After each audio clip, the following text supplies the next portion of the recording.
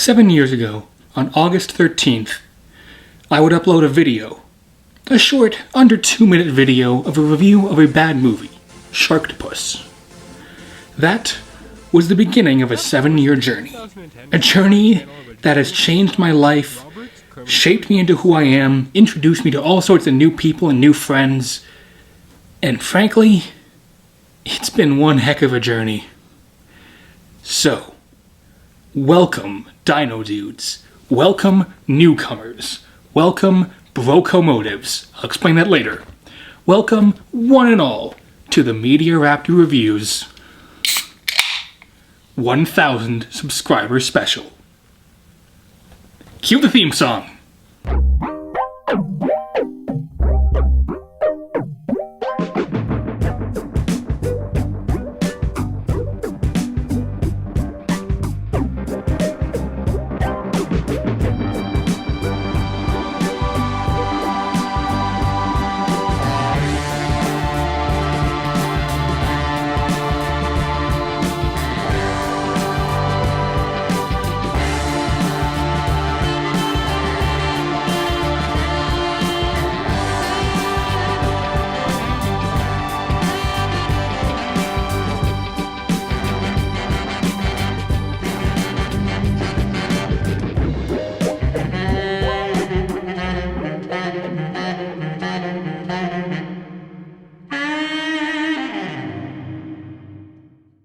What's new, Dino Dudes? It's me, the Media Raptor, and, well, I'm sorry, this is a very late video. I know, I earned like 1,000 subscribers back beginning of this year, maybe even early, late last year, and I kept meaning to do this, but a whole bunch of stuff happened. Let me just run you through some of what happened over the past few months. I have moved about 4 or 5 times. You know, the whole big issue going on with the world right now. I was dealing with a lot of things around the den. I was dealing with a lot of, you know, work I had to get done.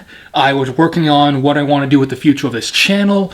I was also doing a lot of kind of interpersonal soul searching in a way, questioning, okay, what do I like from my past 7 years, and what do I hate? Because, I'll be honest, there's a lot on this channel I'm not really proud of.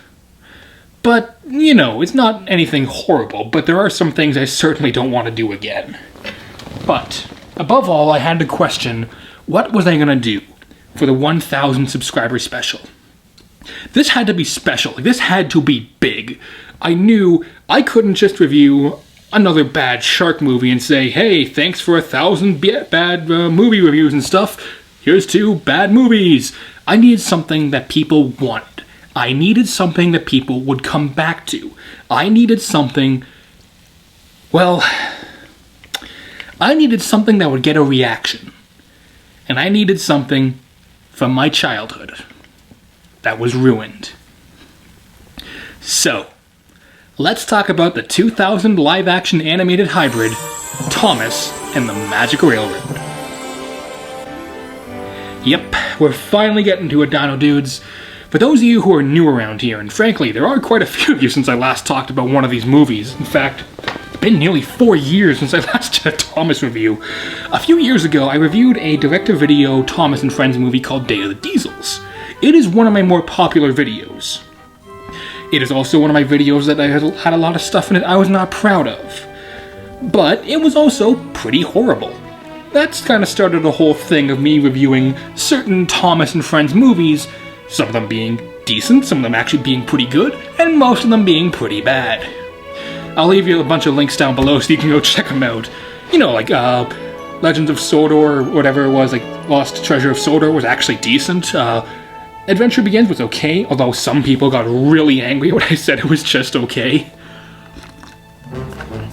But for some reason, Thomas and Friends has always been like the big thing that people like on this channel. I don't know why. So I figured, you know what? Instead of trying to understand it, let's exploit it. So some background. Like I said in the Mr. Conductor's Gold Dust reaction video, or at least maybe I did, Thomas and the Magic Railroad, I watched this movie so many times growing up. Like, I remember watching it over and over and over and over, and it was bad, even back then. I knew there was something off about it. I knew there was something that didn't make it as good as it should be. And is it weird to say it's really hard to talk about a movie you both love and hate at the same time? It is for me, but I'm gonna try my best anyways. So, it's been nearly, it's been close to 14 to 16 years since I last watched that movie. So I figured, okay, I went, downloaded it, rewatched it. Wow, it was bad. Now that's not to say there isn't actually some pretty good things about it. In fact, a number of good things about this movie. But let's be honest, this movie is pretty bad. What am I talking about? Well, normally I dive right in with the story. This time though, I'd like to ask a favor from all of you. Please bear with me on this. We're going to start with some of the other parts, like the special effects. Now, Thomas the Tank Engine, back when it was good, back when it was like the whole live action type thing that was kind of with models, it was never a high budget show. But the models always looked nice, the sets always looked nice, everything had a very, charming vibe to it. That was what the best way to describe the old Thomas the Tank Engine was charming. This movie encapsulates a lot of that. It certainly does have a bit more of a movie budget, although the train's faces still don't move, and I'll talk about that in a minute. But the stuff that's supposed to look nice looks very nice. The sets, the costumes, even the cinematography in a few shots is genuinely much better than this movie should be. It surprised me. And the effects for the trains are actually still pretty good. They look like they did in the show, they move like they did in the show, but their faces don't move. Their eyes do, but they still do the whole weird, I'll just play some clips right now over this and I'll talk with them. You'll understand what I mean. Even when they're talking back and forth, their emotions will randomly change when the camera cuts off of them. Granted, that's how it's always been with the old stuff, so not really gonna judge it for that. And I kind of have to wonder, did they consider maybe going all CG and then scrapping that because they realized, ooh, yeah, that wouldn't look very good? I don't know. But, oh boy. Let's talk about that CG. It is bad. Even by 2000 standards, it looks bad. You want to know what I mean? Here's probably, in my opinion, the worst scene for the effects in the whole movie.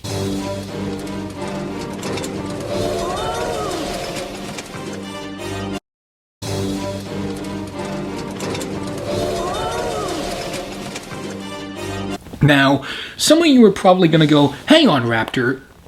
First of all, I forgot what I was going to say, but how are you going to give a movie that's both almost 20 years old, made for kids, based off a train show, how are you going to give a movie flack for having bad effects when it has those three factors, when you also constantly talk about how good movies with bad effects are, like Sharktopus, Sharknado, Shark Exorcist, Snow Sharks, Avalanche Sharks. Wow, I need to stop reviewing shark movies. I watch way too many of these things. Yeah, it's a fair point, though. How can I say that that clip I just showed you is bad when I say that this looks good? Oh no! Not like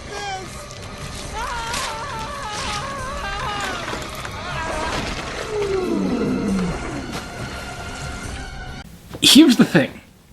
That movie was made direct to DVD. It was made for the Sci-Fi Channel. This movie, it had a sizable budget. It actually was made for theaters. So the fact that the effects look this weird is kind of an issue. Is that fair to say? There is some good CG though. In fact, something I will give them credit for is whenever they have a shot of the human actors next to the trains, it does not look like it's green screened.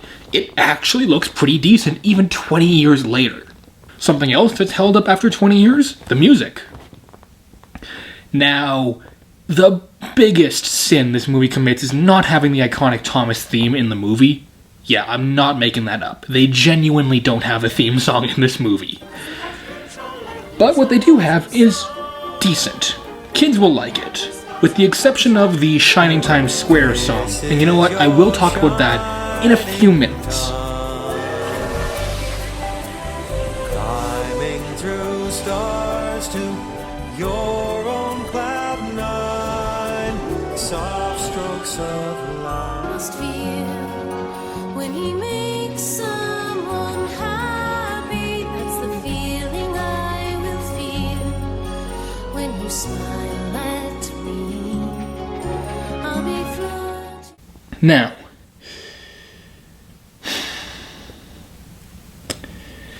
before I get into the other stuff, let me just wrap up a few other small points.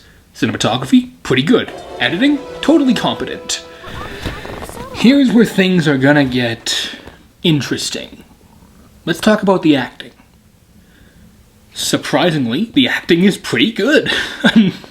Yeah, a lot of the actors are actually surprisingly good in this movie. Much better than I remembered, and much better than I expected.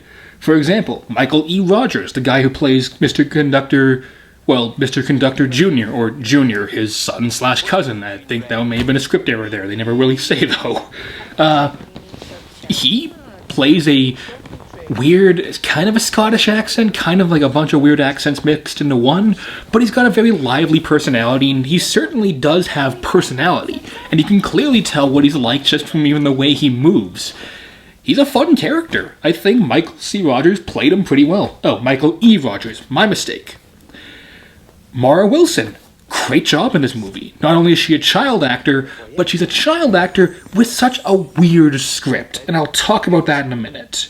But she pulls off these scenes what's supposed to be wonder and kind of amazement surprisingly well. All the train voices are great. Yeah, oddly enough, though, some of the voice actors are not the same from the show. For example, Thomas himself is played by a man called Edward Glenn. You might know him from shows such as Beyblade. I'm not making that up. Angela Anaconda.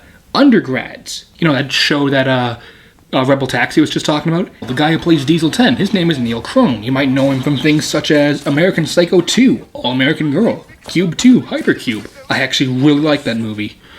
Apparently, though, originally Keith Scott, the guy who played Bullwinkle in the live-action Rocky and Bullwinkle movies, was set to voice him, but apparently kids found his voice too scary, so they then went and changed it.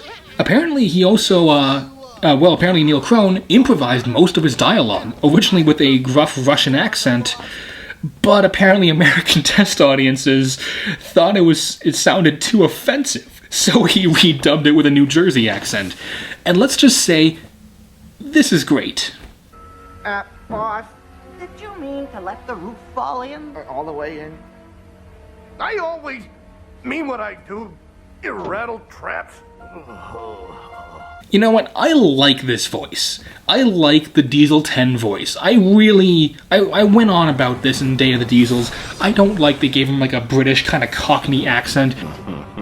You'll be laughing on the other side of your boilers soon, silly steamers. I got a job for you, Splodge. Actually, it's a splatter.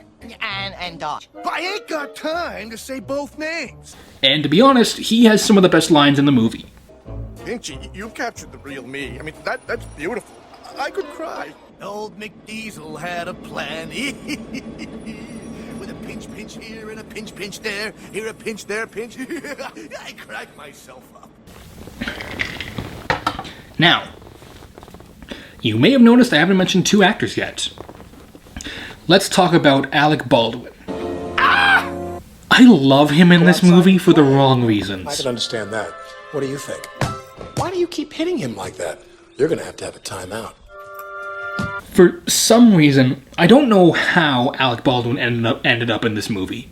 I've heard rumors that it was a contractual thing. I've heard rumors that he did it for his kids. I also heard rumors he hated making this movie. I don't know. Here's the thing. There you are. Even when he's not trying, and there are a number of times in this movie when he just seems to give up completely, he's really entertaining. Find the source for making Because he gives such a weird performance that doesn't seem to work. He almost seems to think he's in some other movie altogether. and yet his acting kind of blends with the rest of the story because the story itself is really weird and doesn't make a lot of sense. So then when you get these two confusing parts and you stick them together, by some miracle they kind of mesh together into one whole that is surprisingly entertaining to watch. And that's not to say he's a bad actor the whole way through. Him and Mara Wilson have a surprisingly good chemistry. There's a number of scenes when the two of them are just talking together. There's the whole campfire scene. They, even though the characters have literally met 5 minutes ago, they have a very nice chemistry, and it's very believable. I was actually quite surprised by it. Engine disappeared. Never to be seen or heard from again.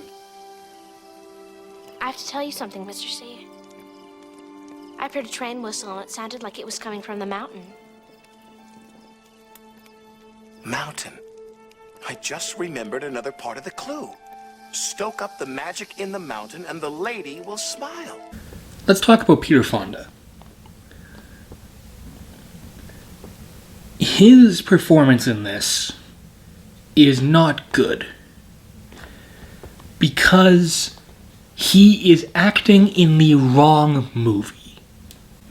I want you all to take that clip. I want you guys to take that. I want you to take that mindset. He's acting in the wrong movie. Hold on to that. Just hear me out. I'll talk about this again in a minute. He's Peter Fonda, though, so he, even when he's not trying, he is turning in a surprisingly good performance. It's heartbreaking at times. And all of this is compiled with admittedly a story that does not work. In fact, the movie's biggest sin, the biggest issue with the movie, is the writing. So, I was curious, because I remember watching this a bunch of times as a kid and constantly remembering, hey, where's Thomas? Shouldn't he be in this movie? For a movie that's just about 97 minutes or so, including credits, you want to take a guess how much of that time Thomas is on screen? 27 minutes. Before you say, oh, what about all the times that he's just briefly passing by?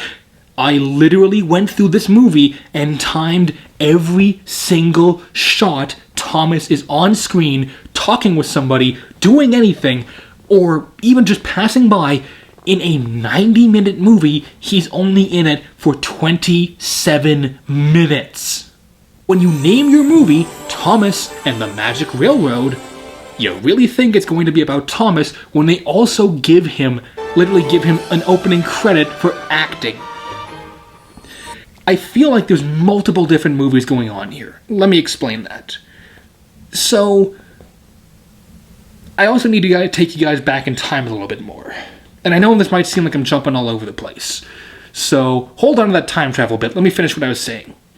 First of all, it feels like there's a Thomas the Tank Engine movie trying to happen with Thomas, Percy, James, and the others having to deal with Diesel 10. Okay. Now, just watch this for a few seconds. Clock to Lucy's leap is Few seconds. leaving now. Oh, Billy, I found this child's drawing in an old locker in the Lost and Found. Look at the signature, Billy. Burnett Stone. It's hard to believe Burnett could have ever looked that happy. Oh, Burnett had a wonderful smile. Sorry. Even growing up, I was constantly questioning, wait, what is this Shining Times Square? I've never heard of it. Was it a place on Sodor? Was it a thing made up for the movie? No. Shining Time Station is actually another kids show that was a live-action show that ran around the same time that the original Thomas series was running, and this movie is a crossover film. Yeah, before Alien vs. Predator, we had Thomas and Shining Time Station. I'm sorry, that I just said that as I was thinking it. I'm sorry. I don't know why that made me laugh. My point is, so this show was actually kind of a in-between kind of thing. From what I was able to find, Shining Time Station was essentially a bookend, often that would come before or after Thomas the Tank Engine. Mr. Conductor was actually a character, played by George Carlin. And it wasn't just George Carlin. During the show's first season, Ringo Starr actually played Mr. Conductor, while he was currently playing the narrator on the old Thomas and Friends TV show, or Thomas the Tank Engine. And Shining Time Station wasn't just a bookend for Thomas the Tank Engine, it was kind of a sitcom in a weird way, that kind of would have puppets and other little segments in between each episode. Now the show ran from 1989 to 1993, which I find weird because there were specials up until 1995. The movie came out in the year 2000. Now, that's not an issue in and of itself, as the whole point of this was meant to be kind of a connection between the two things. But since there was a 5-year gap, people may have moved on or forgotten about the show, and audiences who haven't seen the show before won't know what's going on when the movie comes around because there's no context given either in the show or in the movie. Also, there's a canonical reason why Ringo Starr left after season 1 and was replaced with George Carlin. He went to live with Santa in the North Pole. No, I am not joking. Look it up. I would have loved to have seen George Carlin in this movie. Granted, I think George Carlin is hilarious, so that's just my opinion. But it certainly is weird because I don't know how many kids would have watched Shining Time Station before they watched this movie. So it feels like there's going to be a lot of kids like, wait, what's going on? And I remember even my parents thinking, hang on, this seems really disconnected. That's because a whole subplot was cut out. See, there was originally going to be a character named P.T. Boomer. Yes, insert... Okay, Boomer, shut the fuck... Whatever. And essentially, his whole thing was he was going to want to buy Shining Time Station. You know, the whole, the classic, oh, hey, you know this really cool place that people like? I'm going to turn it into real estate. Capitalism. It works for everyone. Except the people that live there because they're getting screwed over. Okay, sorry. So he was originally going to be kind of the foil to Peter Fonda. Peter Fonda's character, Burnett Stone, actually had this whole story arc that was completely cut, apparently without Peter Fonda knowing. And apparently he was really angry when he found out because it kind of made his character completely pointless. So you want to know what the actual story is? Turns out, Diesel 10 is just some guy that shows up. Apparently he's been here before, he gets no backstory. Get out of my way! I have unfinished business here, and I want to finish it fast! The Diesel 10's back! Yes, 10 out of 10 for devious deeds and brutal strength. Hello, Twinkle Toes. Remember me? Fat Hat won't have much use for you looking like that. Okay. Now look, to the movie's credit, kids aren't stupid. Most of the time. If you don't want to give them everything, that's fine. If you want to leave a bit of mystery for them to come back and solve on their own, that's great. If you want to put the pieces there but not directly spell it out, that's great too. The kids can put it together themselves and feel great when they finally put it together. But when all the characters start talking about having met before with absolutely no context or explanation given, or even a new character who is then told the story, there's a big disconnect, which leads to confusion. And in the end, there's no question, no resolution, no answer, just confusion. And that's not good for a kids' movie. It also turns out there's this train named Lady that was apparently hunted down by Diesel 10 Predator style. Okay, not Predator style, but that would be pretty awesome.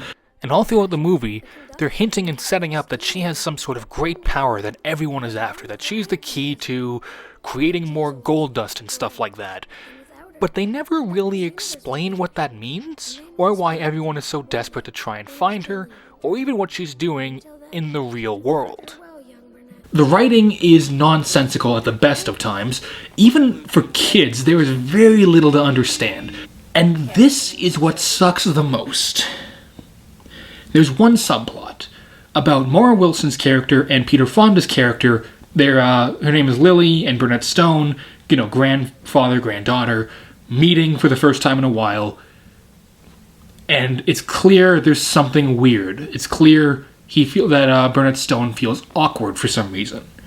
He also talks to Lady, kind of saying, I'm sorry for what happened, I should have taken better care of you, implying that he essentially led to Lady being, hunted down and nearly killed.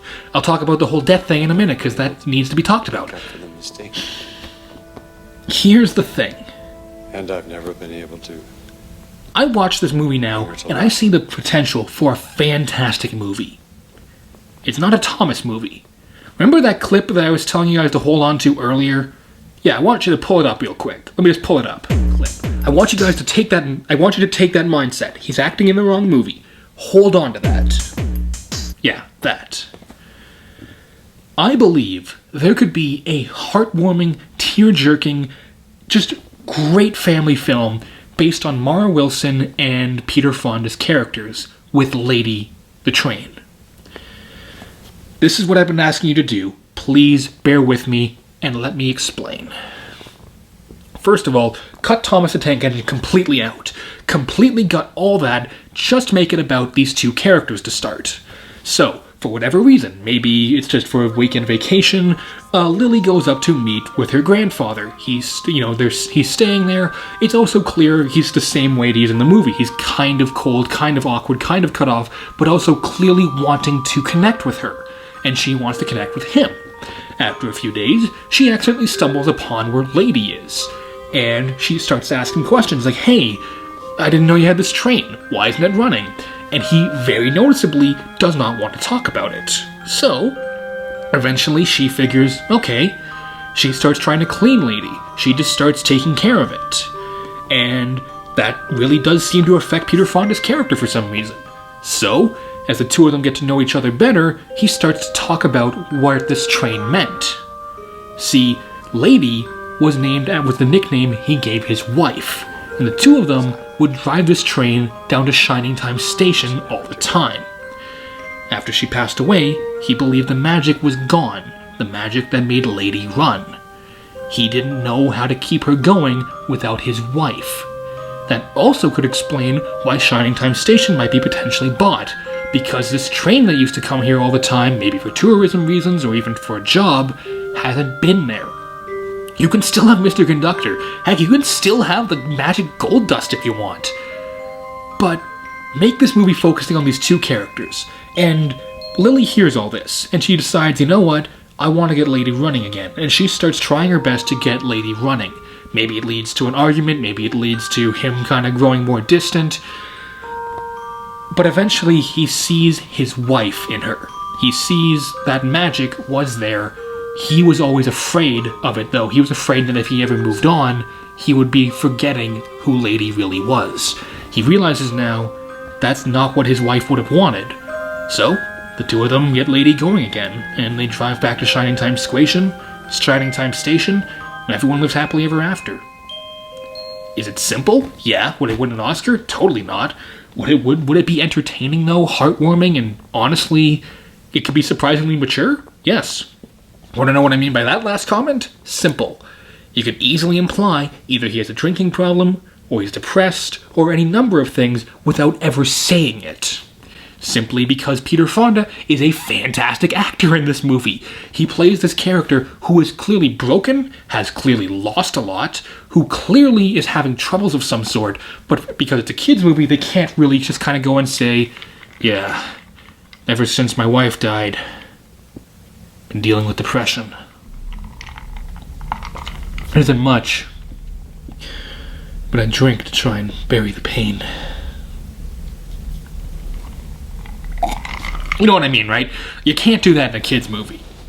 At least do that well in a kid's movie. Although, maybe you can. Steven Universe apparently did it well. I don't watch that show, though, so that's just my opinion. So, this movie fails in a lot of ways. It fails as a Thomas the Tank Engine movie. It fails as a Shining Time Square movie. It fails as a potential family film. That's not to say it's unwatchable, though. If you have small kids and they really like Thomas, you could easily throw this on and, they'd probably be entertained. But it is a bad movie. There is no getting around it. And the biggest issue with the story that cannot be avoided is the tonal whiplash. I'm someone who loves writing. I love writing stories. And believe me, I've written tonal whiplash like you would not believe. Excuse me. It is really hard to have a scene where P.T. Burnham, where Bernard Stone is talking about how he failed Lady, about how she nearly died because of him, and then immediately cut to Thomas and Percy, talking, making jokes, being best friends, totally happy. It's the kind of disconnect that kids will not understand. And it also doesn't work when you have Diesel 10 go from just being a kind of guy who's clearly a bully to an attempted murderer. But then there's the scene when he nearly kills James and Junior by pushing them into fire. Even as a kid, I remember thinking that was both terrifying and a bit extreme.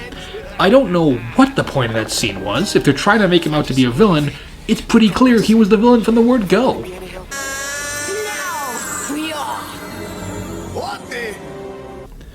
But there are some good things in it, though. Like I've said, the acting is shockingly good. The effects, some of them, are actually really good. At the end of the day, this movie was part of my childhood.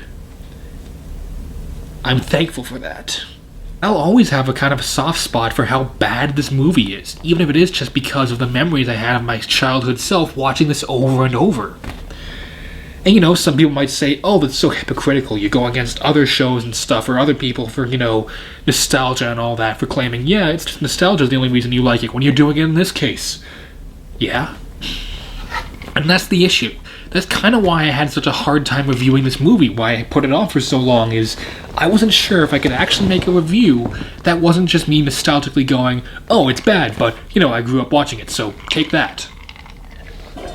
If you grew up watching the movie, every now and then you might go back and look at it. I doubt I'll watch this movie again for another 10-15 years. And the funny thing is, this genuinely annoys me. When I was first writing the script for this review, I was all like, okay, yeah, it's hard to find though. There is a DVD out there that's been out of print for years. Good luck finding it. I only had it on VHS. You can probably find the VHS tape. So, you know what happened? Shout Factory essentially must have heard my thoughts somehow, halfway across the world, said, hold my beer, and now they're releasing it on Blu-ray.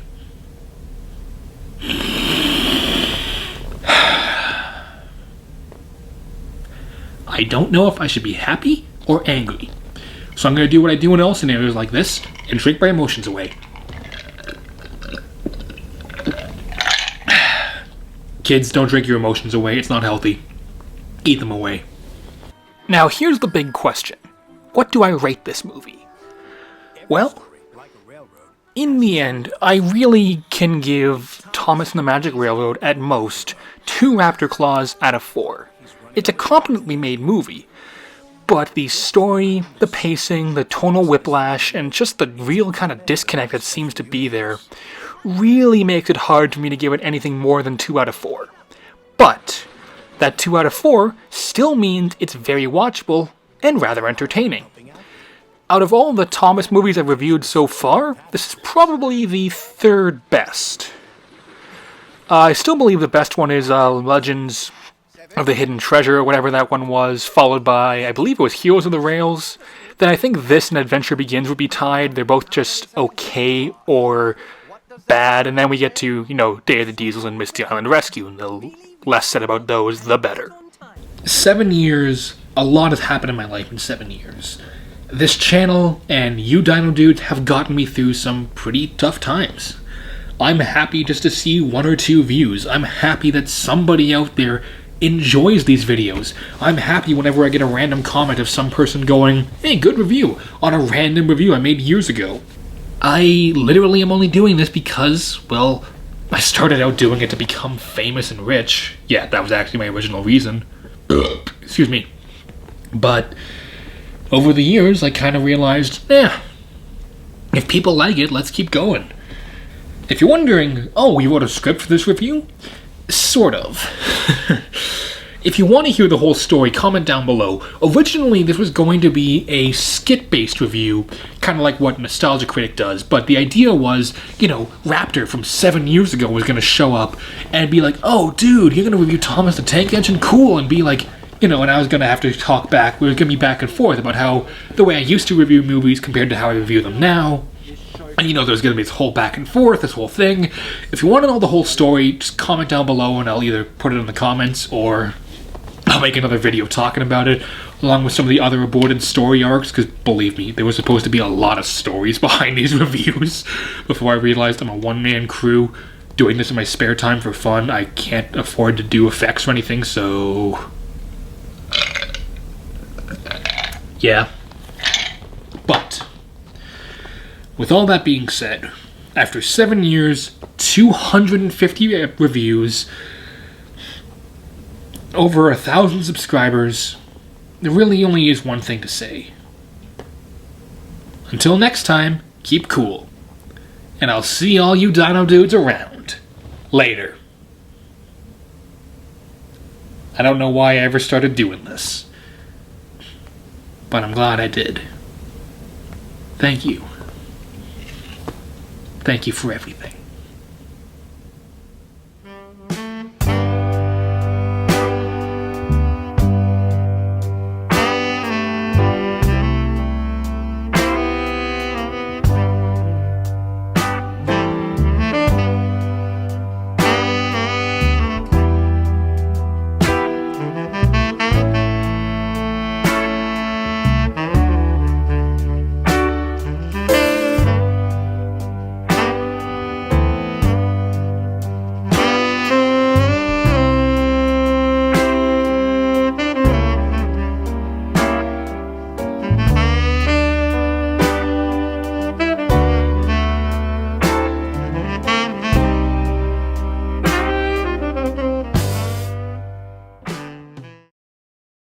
Hey, great you made it this far. While you're here, do yourself a favor and hit like and subscribe. Then if you want more awesome content, go check out I Am Life of Dreads, a gamer, streamer, and all-around chill dude. Or if you're looking for something more spooky, check out Screaming Soup, the internet's #1 animated horror review show. And special thanks to Luca Bacchino, the artist who made some of the art you've seen on my channel over the past while. If you're looking for some art, go check her out. Check in the links below and find out how you can go and commission her to get some awesome art for yourself. That's all the time I got for this review. I'll see you next time.